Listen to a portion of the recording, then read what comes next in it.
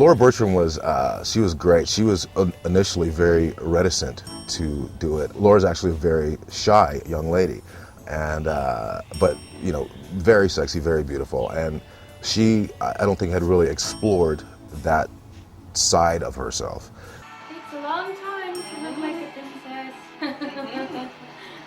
Infinitely seeing into your soul. I was first approached about the calendar by Lexa Doig. She had told me that she and Chris had been working on a project for putting together a calendar of the women of sci-fi, which I think is a great idea, but I wasn't really sure if that was for me. I realized it was actually quite a nice idea, and the pictures that they had chosen for me were something that I was comfortable doing because it didn't have to be revealing, and it could still be sexy, and it was kind of empowering. Like a million birds flying high, watching the world go by. 1,000 faces in the crowd, yours goes by in slow motion, like a leaf in the ocean. So it was really interesting on the day that we shot her, how she really kind of just said, okay, I'm just going to go for it. I have never worked with Chris as a photographer. I've worked with him in front of the camera, and he's such a character. He's so entertaining, and he's really gregarious and fun, and he makes you feel comfortable. I really respect him, and now that I've seen what he does behind the camera, he's very, very straightforward, but he's also not someone that makes you feel uncomfortable. So this was the most time I'd ever spent with her. So when someone's in front of your lens that you really don't know that well, it takes a bit to kind of figure out where they're at. And I was really pleased that it happened so quickly, because you could almost see on camera when she just decided to let it go and let it be what it's going to be. Whatever you say, I'll do.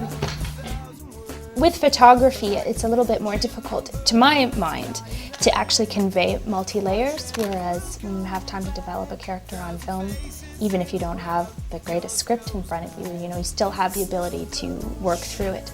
But there are ways of doing that with good photography, and I think maybe Chris has got that with some of the other women as well. And it was a really great experience, just seeing the metamorphosis of her own personality.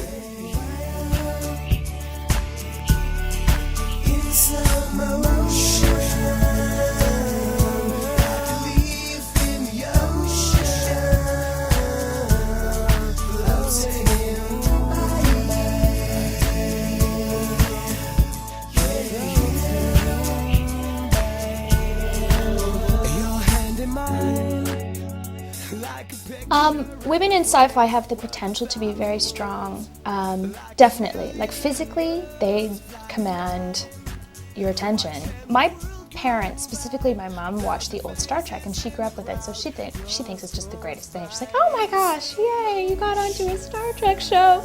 But it wasn't something I really knew that much about. I'm a history major in university, so I tend to go backwards, not forward. It's just the way I am. Elegance at its best.